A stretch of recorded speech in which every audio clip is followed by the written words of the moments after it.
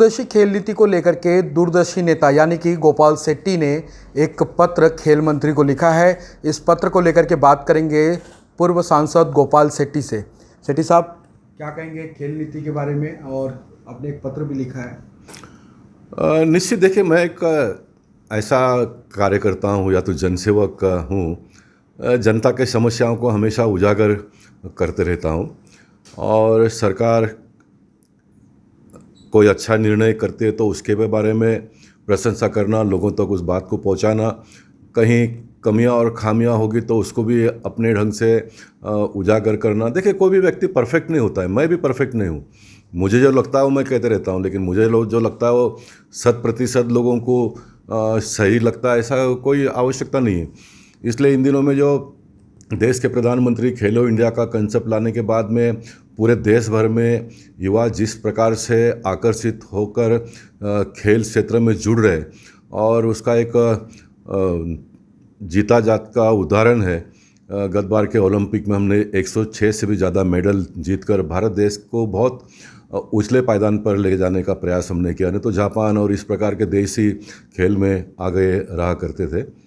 और 2 दिन के पहले ही एक राष्ट्रीय खेल नीति हमारे रेल मंत्री और खेल से जुड़े अश्विनी वैष्णव जी ने जाहिर किया, घोषित किया, और उसमें बहुत सारे सुविधाएं खेल से जुड़े हुए है।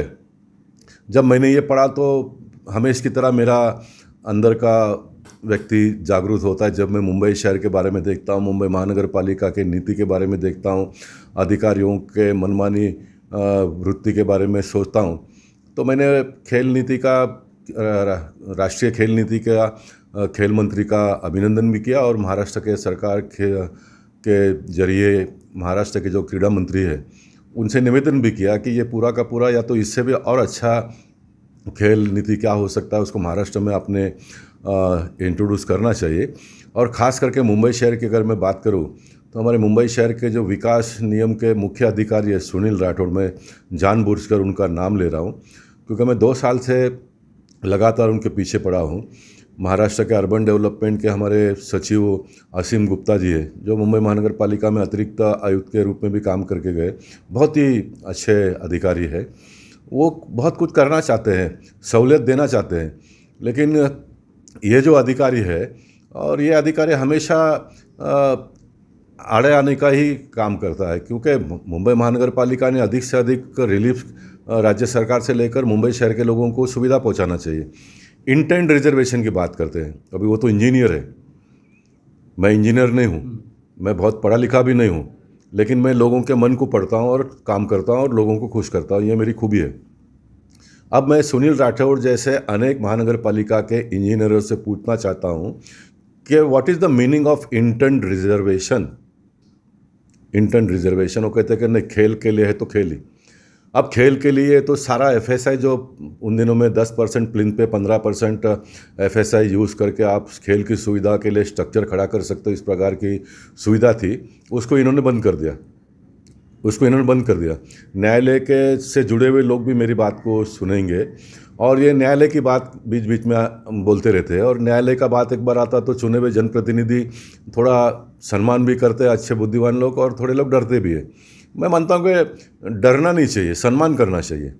न्यायालय हमारे देश का सर्वोच्च पद है, ऐसा मैं मानता हूँ कि सारी व्यवस्था अगर ध्वस्त हो जाती है, न्यायालय अगर अपनी भूमिका में आ जाते हैं तो उसमें इतनी ताकत है कि सबको ठीक ठाक कर सकते हैं। इसलिए न्यायालय का मैं सबसे ज़्यादा सम्मान करता हूँ, लेकिन जनता के आवाज़ को भी उन तक पहुँचाने का मैं काम करता हूँ। अब इन्होंने इंटेंट रिजर्वेशन के नाम पर पूरा कंस्ट्रक्शन बंद कर दिया। इंडोर गेम तो हम खेल ही नहीं सकते। दुनिया में आज सबसे बोलबाला अगर कोई खेलों का है तो इंडोर गेम से जुड़े हुए बच्चे बहुत तेज़ी से आगे बढ़ते हैं, और इन्होंने सारा बंद कर दिया। तो दूसरी तरफ इंटेंट रिजर्वेशन, जहाँ पर रिजर्वेशन खेल कूद का मैदान होता है, वहाँ पर सरकार ने 70-30 का फॉर्मूला लाकर 100% एफएसआई, 30% पे आप ज़मीन पर यूज़ करके चाहे जितना माला का बिल्डिंग बने उतना माले का बिल्डिंग खड़ा कर सकते हो। इस प्रकार के कानून में आज भी प्रोविज़न है। ये अच्छा है क्या? तो अच्छा है।